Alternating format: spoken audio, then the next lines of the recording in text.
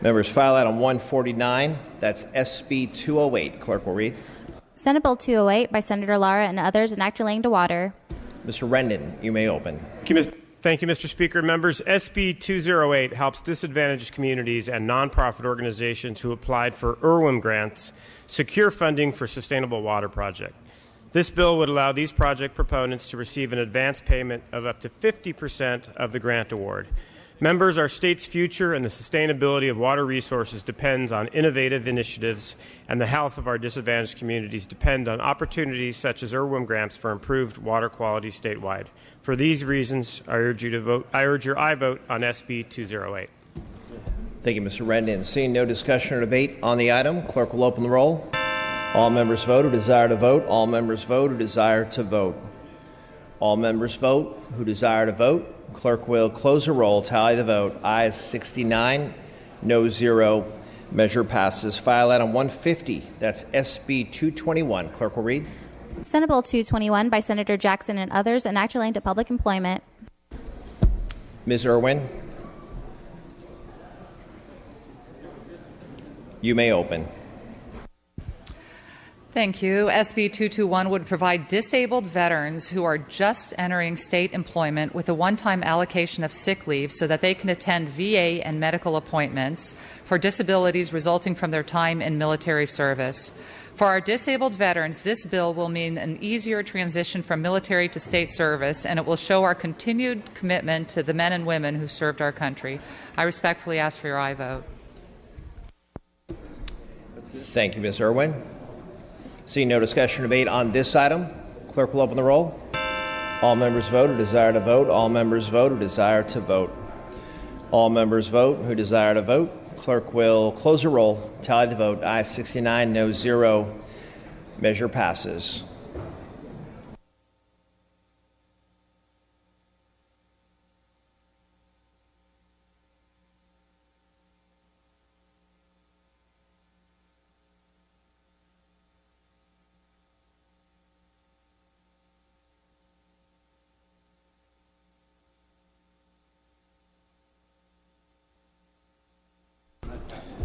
Members, we are going to pass and retain on file items 151 through 156.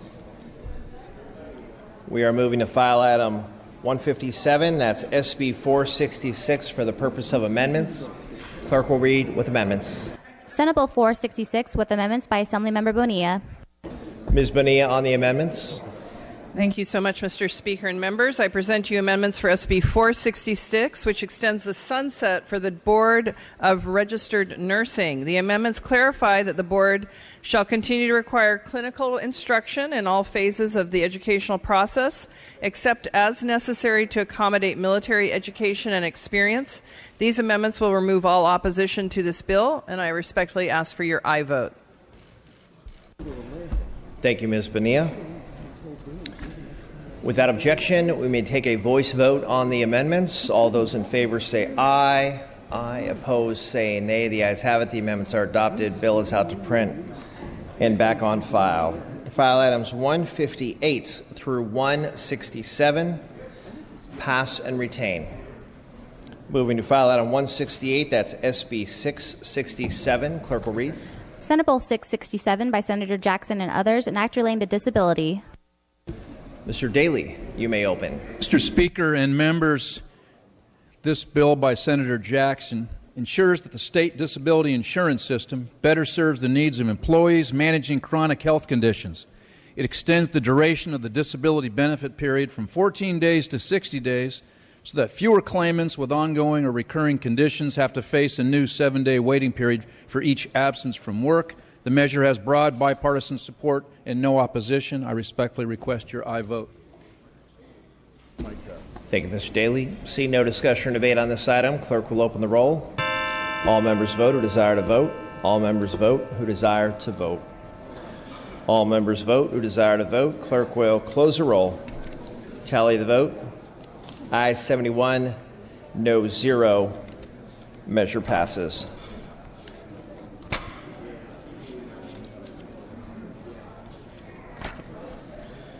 File items 169 through through 173. Pass and retain. Moving to file item 174.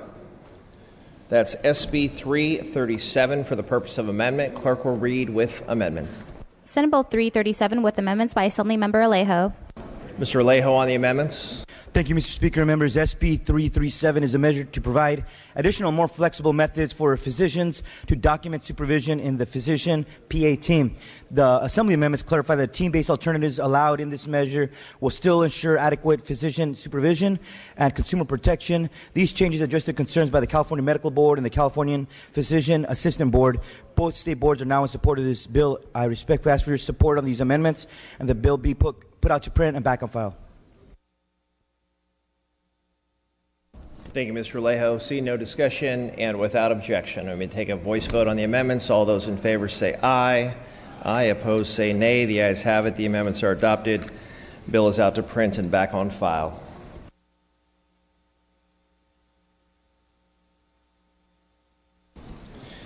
File items 175 through 183.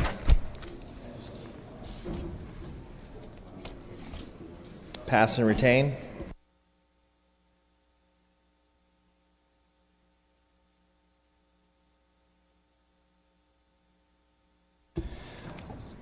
We are going to take up file item 184. That's Senate Bill 11. Clerk will read.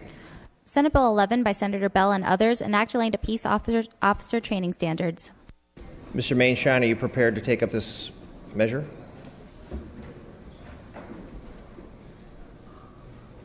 Mr. Mainshine.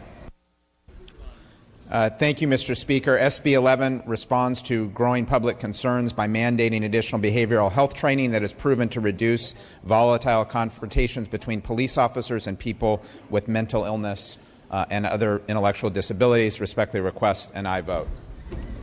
Thank you, Mr. Mainshine. Seeing no discussion or debate on this item, clerk will open the roll. All members vote who desire to vote. All members vote who desire to vote. All members vote who desire to vote. Clerk will close the roll. Tally the vote. Ayes 72. No 0. Measure passes. File item 185. That's SB 25. Clerk will read. Senate Bill 25 by Senator Roth and others, enact relating to local government finance. Mr. Linder, you may open. Thank you, Mr. Speaker and members.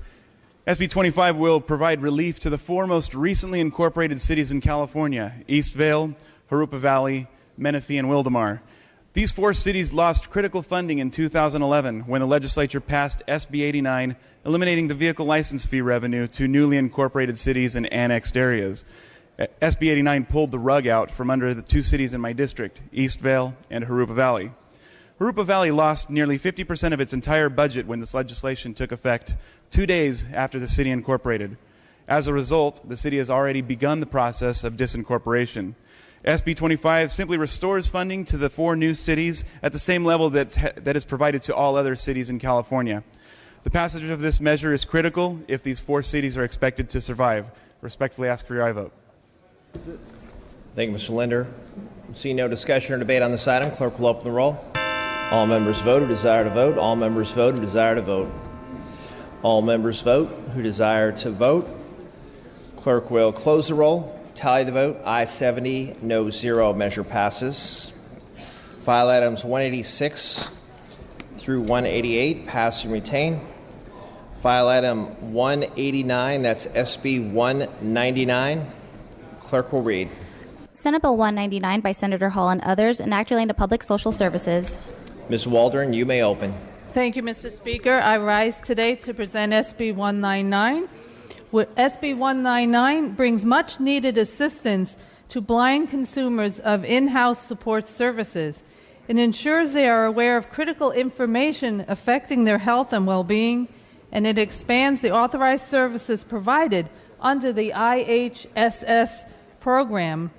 This service is not one of the many already provided through the IHSS program, and it provides 2 hours per month of reading assistance as well as document completion services for approximately 10,000 IHSS consumers who are blind. I urge your aye vote. Thank you. Thank you, Ms. Waldron. Seeing no discussion or debate on this item, clerk will open the roll. All members vote who desire to vote. All members vote who desire to vote. All members vote who desire to vote. Clerk will close the roll, tally the vote. Ayes 71, no 0. Measure passes. File items 190 through 206. Pass and retain. We are moving to file item 207. That's Senate Bill 261. Clerk will read. Senate Bill 261 by Senator Hancock, an act relating to parole. Mr. Quirk, you may open. Thank you, Speaker and members. SB 261 by Senator Hancock is a follow-up bill to a bill she authored in 2013.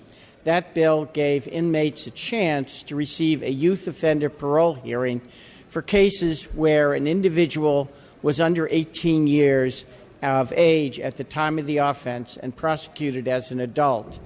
This bill extends the existing youth offender programs to individuals who committed their crime before age 23.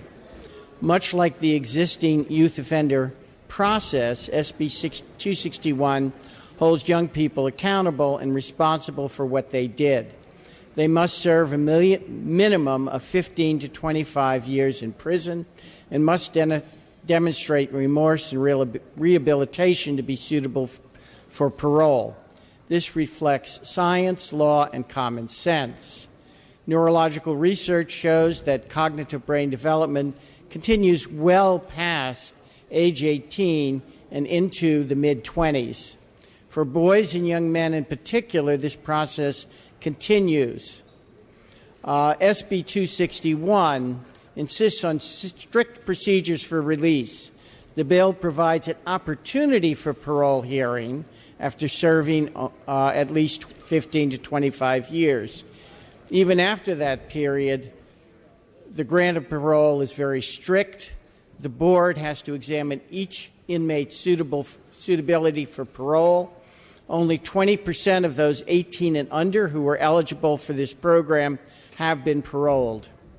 SB 261 will give young adults in our prisons hope and incentive to improve their lives. It is supported by a broad coalition, including former House Speaker Newt Gingrich, ACLU, and the Catholic Conference. I respectfully ask for your aye vote. Thank you, Mr. Quirk. Mr. Allen. Rise in strong opposition to Senate Bill 261 for the very simple reason that what this bill actually does is allow individuals who are 18 to 22 at the time they committed offenses such as murder, rape, and kidnapping to be eligible for parole after only 15 years in one case with lengthier determinate sentencing, 20 years with indeterminate life sentencing, or 25 years if they had a controlling offense that gave them 25 years to life, such as first-degree murder.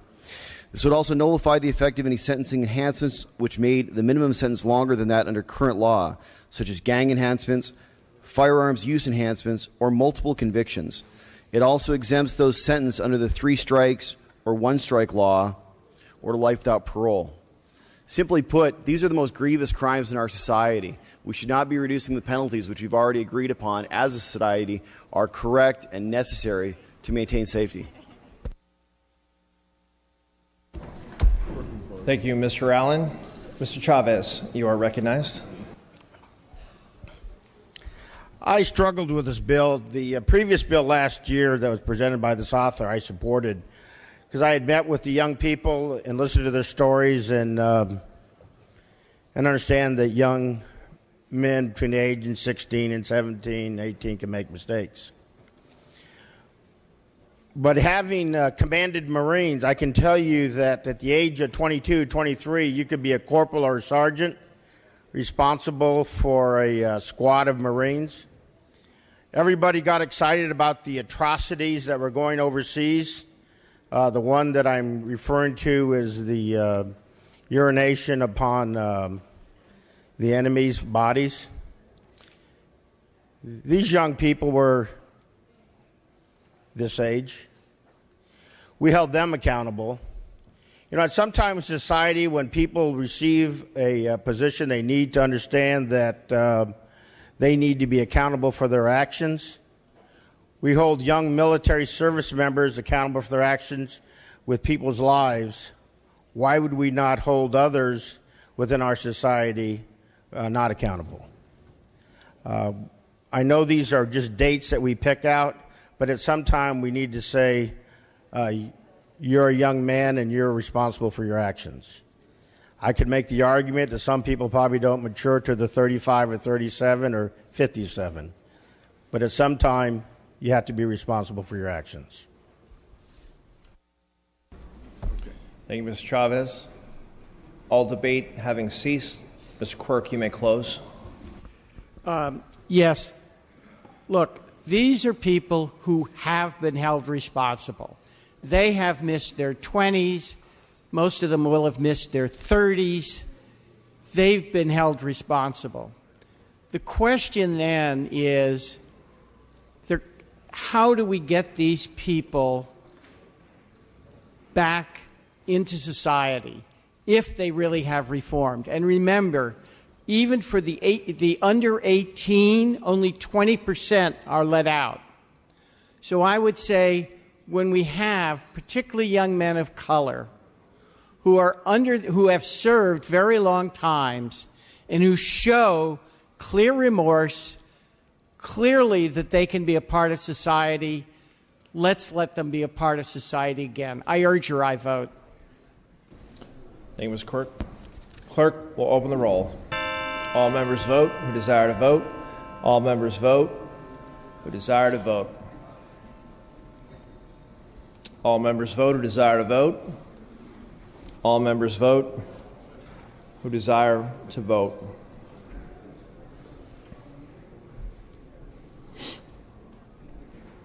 All members vote who desire to vote. All members vote who desire to vote.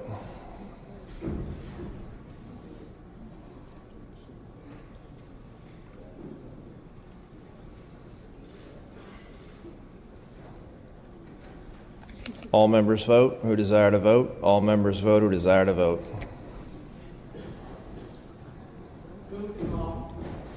Mr. Quirk moves call.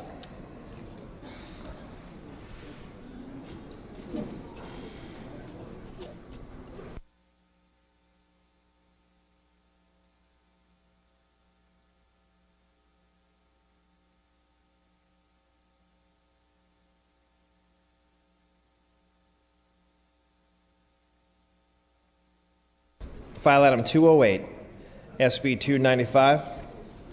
Clerk will read. Senate Bill 295 by Senator Jackson and others, an act relating to pipeline safety. Mr. Williams. Mr. Speaker, members, this bill requires pipelines to be inspected annually. The need to increase inspection frequency came to light in the wake of the oil spill in my district this year, which was caused by a pipeline rupturing, a pipeline that was discovered later on to be very thin, dangerously thin in places.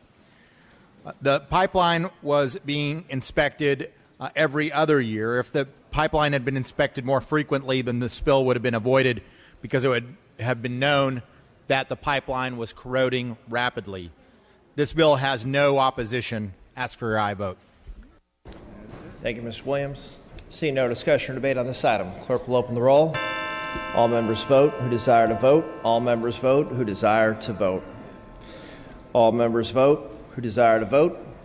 Clerk will close the roll, tally the vote. Ayes 62, no 0. Measure passes. File items 209 through 216 pass and retain. Moving to file item 217. For the purpose of amendments, clerk will read with amendments. Senate Bill 555 with amendments by Assemblymember Kansan-Chu. Mr. Kansan-Chu on the amendments. Thank you, Mr. Speaker and members. The amendments will allow a water agency at its discretion to file their water loss audit report based on information from the previous fiscal year rather than just using the information from the previous calendar year. I respectfully ask for your aye vote. Thank you, Ms. Chu. Ms. Waldron. We support the amendments.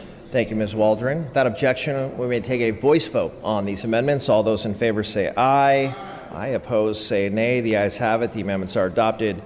Bill is out to print and back on file. File item 218, that's Senate Bill 599. Clerk will read. Senate Bill 599 by Senator Mendoza, an act relating to employment.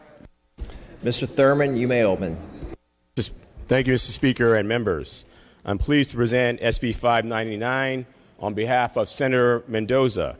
This bill will support the state's continued economic recovery by extending an already existing 10% bid preference for public transit contracts to the state of California.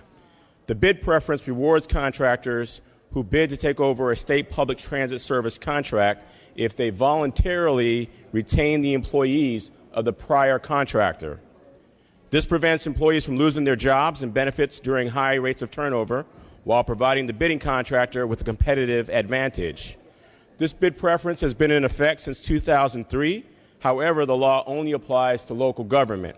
SB 599 aims to remedy this oversight by extending transit employee retention bid preference contracts entered into by the state. SB 599 will not only protect employee jobs, but it will also protect good contractors from those that seek to bid based on cross-cutting measures. I respectfully ask for your aye vote. Thank you, Mr. Thurman. Seeing no discussion or debate on this item, clerk will open the roll. All members vote who desire to vote. All members vote who desire to vote. All members vote who desire to vote. Clerk will close the roll, tally the vote. Ayes 49, noes 26. Measure passes. File item 219, pass and retain. File item 220, Senate Bill 664. Clerk will read. Senate Bill 664 by Senator Hertzberg and others, an act relating to water. Mr. Levine, you may open. Thank you, Mr. Speaker and members. California faces a significant chance of a big earthquake within the next 30 years. In an emergency such as an earthquake, we need to have access to water. SB 664 requires government to plan ahead and include assessments of seismic vulnerability in urban water management plans. I respectfully ask for an aye vote. Thank you, Mr. Levine. Seeing no discussion or debate on this item, clerk will open the roll. All members vote who desire to vote. All members vote who desire to vote. All members vote who desire to vote. Clerk will close the roll, tally the vote. Ayes 62, noes 7. Measure passes. File items 221 and 222 pass and retain. File item 223, that's SB 707. Clerk will read. Senate Bill 707 by Senator Wolk and others, an act relating to firearms. Mr. Dodd, you may open. Mr. Speaker and members, you might be surprised to learn, as I certainly was, that California's Gun-Free School Act, the law prohibiting firearms on any school, college, or university campus, has an exemption that allows concealed weapons on campus for those with a concealed weapons permit. This bill, sponsored by our college and university police chiefs, removes that exemption. It maintains the exemption for honorably retired law enforcement officers and reserve officers who may carry a concealed firearm if authorized by their former agency. The bill also allows for police chiefs or school districts to adopt their own policies that may allow a concealed firearm on campus if they deem it appropriate. The bill has broad support from law enforcement community, including the California College and University Police Chiefs Association, the California Police Chiefs Association, PORAC, and many others. It is also supported by the University of California, California State University, California School Boards Association, the Brady Campaign, and others. This bill puts control of firearms on campus grounds squarely where it belongs, with those public safety officials responsible for the safety of our students and staff on school or college campuses. I ask for your aye vote. Thank you, Mr. Dodd. Ms. Melendez, you are recognized. Thank you, Mr. Speaker. We've all seen in the news, we've read about the tragedies that have taken place in our schools where there's been a shooting. This bill is going to limit the number of people who can respond to a crisis like that. If you get a concealed carry permit, it's because your sheriff has determined that you are worthy of that permit, that you are going to be safe, that you're going to be responsible, and that you're worthy of that authority. It is not appropriate to place that authority with the school administrator. It's just not appropriate. That's not their job. Your sheriffs are going to decide who should have those permits and who should not. And wouldn't you, if your kids are in school, if your grandkids are in school, and you hear that there's an active shooter on the campus, wouldn't you feel just a little bit better knowing that there is a possibility that somebody on that campus school ground might be able to protect them? Because this bill says you can't have a weapon, whether or not you have a concealed carry permit or not. You can't have that weapon within 1,000 feet of the school. That's 3 football fields. 3 football fields. Is your teacher going to run 3 football fields, go get their weapon out of their car, then run 3 football fields back and save that 3rd grade classroom? No, they're not. I urge a no vote.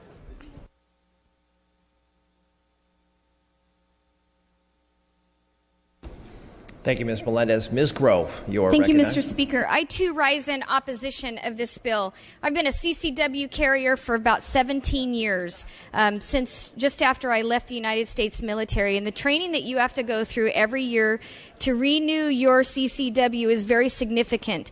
It teaches you about reaction. It teaches you about to identify and assess every situation so that there are no mistakes if you ever have to fire a weapon. But when I look at these women that are walking across campuses at night, if their class ends at 10 and they walk across the campus, if they're a qualified CCW carrier and they've gone through the training, there's no reason why they cannot carry a weapon to defend themselves. We pass laws about rape and all this stuff that these people are faced with almost on a daily basis. And the thing is that if you are eligible and you have gone through the training process, there is no reason why you should be denied a Second Amendment right, especially when you live in the state of California. Why should you have fewer Second Amendment rights than any other state in the nation? Not to mention that, this is going to sound really bad, but if I'm in a dark alley or if I'm walking down the street at night, my Glock puts me on even footing with anybody that would ever try to come and hurt me or my family or my kids. And anybody who's qualified to carry a weapon should not be denied that right. It's a sense of protection, and we should be able to have weapons if we qualify to have those weapons and we follow the laws that are required for us to have those weapons. And you should not deny any student or any teacher or anyone that's on a CSU or UC campus the right to be able to defend themselves or come to the aid and defend others if necessary. So I strongly oppose this bill. Mr. Wagner, you are recognized. Mr. Speaker, I'm going to add to my 2 colleagues in opposition to this bill. And let me just say that facts are stubborn things. And the fact of the matter is that apparently in the history of the United States, there's not been a single example of a person with a CCW doing any shootings on a school ground other than those that were done in defense. In the Senate, the author was asked, why do we need this bill? What is the problem? And the answer was not that there had been shootings. The answer was not that there had been folks with CCWs who had abused the privilege. It was not the folks that were lawfully entitled to carry firearms had run amok and shot up schools. The answer was apparently there was somebody on a school somewhere, perhaps in the author's district, who saw somebody on that campus with a license, with a gun, who had a license, who had a CCW, and was scared by that. Well, I can't help you if you're scared about somebody carrying a gun lawfully on a campus. That's your problem. But maybe you can take some comfort in the fact that that gun is there to protect you, not to hurt you, and there is absolutely not a single case ever of anyone using that gun to hurt, rather only in defense. And we've heard lots of stories about defense of use of weapons on the school campuses. And we stand in the way of that, and we make it easier the next time somebody tries a Columbine or one of those other shootings. We make it easier for them to hurt more, kill more, do more mayhem to our constituents. Wrong way to go. Bad bill. I urge a no vote. Mr. Cooper, You are recognized. Mr. Speaker and members, I rise in support of this bill. And one of the most important things, individuals in law enforcement go through many, many hours of training, hundreds of hours of training. And if something were to happen, it's not just a matter of pulling your firearm out and defending yourself, but what is your backdrop? What are your potential victims in the backdrop? So the training that law enforcement officers receive, both current, retired, or reserve, is a much more different aspect than someone that just qualified for a CCW permit that went through minimal training. They've also been through many, many incidents where they've had to make split-second decisions, whether to use deadly force or not. So there is a big difference with that. So that's why I stand in support of this bill and urge your aye vote. Thank you, Mr. Cooper. All debate having ceased on the item, Mr. Dodd, you may close. Thank you, Mr. Chair and members. I appreciate the comments from my colleague from Lodi. This does have the broad support of law enforcement. They've been involved in this bill from day one, and we certainly appreciate their support. Thank you. Thank you, Mr. Dodd. With that, the clerk will open the roll. All members vote who desire to vote. All members vote who desire to vote. All members vote who desire to vote. Clerk will close the roll, tie the vote. Ayes 42, noes 23. Measure passes. File item 224. That's SB 249. Clerk will read. Senate Bill 249 by Senator Hueso, an act relating to vehicles. Mr. Frazier, you may open. Thank you, Mr. Speaker. SB 249 authorizes the Department of Motor Vehicles to enter into a MOU with the federal government for the purposes of issuing an enhanced driver's license. California ports of entry are a gateway for commerce as employees cross the border to go to work. Consumers cross to shop and do business. People cross to attend meetings and manage their businesses located on both sides of the border. Each year, 45 million passengers vehicles and 15 million pedestrians cross the border into California through 6 land ports of entry. This delay creates an economic loss for California of $3.9 billion, 3 million potential working hours, and 43,000 jobs. There is an urgent economic need to responsibly expedite the movement of people across the California and Mexico border. This bill would remedy the situation by decreasing border wait times and restoring billions of dollars in gross output and 51,000 jobs in the San Diego-Tijuana area alone. Recent amendments were taken to address privacy concerns raised by the ACLU, and with these amendments, the ACLU currently has a neutral position on the bill. I respectfully ask for your aye vote on this important measure. Thank you, Mr. Frazier.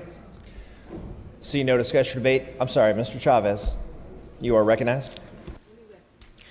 Just want to speak in support of the bill. Down in San Diego, we have a number of agreements in dealing with trade and transportation. There's a lot of investments going in to ensure that the border reduces the wait time. A number that was stuck in my brain last week when I was talking to the San Diego Chamber, that when we have a product that's coming to the United States from China, basically if it was $1, 1 or 2 pennies come to the economy of California. But if we have a product that's developed in Mexico, between 37 cents and 40 cents of that dollar is actually revenue in the state of California. So there's been a lot of work done on developing economies between Mexico and San Diego County and in California. When you looked at Mexico as one of our largest trading partners for the state, this is going to not be a job killer, but a job creator, and it recognizes, as I tell people, we not only have relationships with Mexico for water, for electricity, for trade, we also have a historical relationship, and this is a good bill, so I'd ask for the support. Thank you, Mr. Chavez. All debate having ceased, Mr. Dodd, you may close if you wish.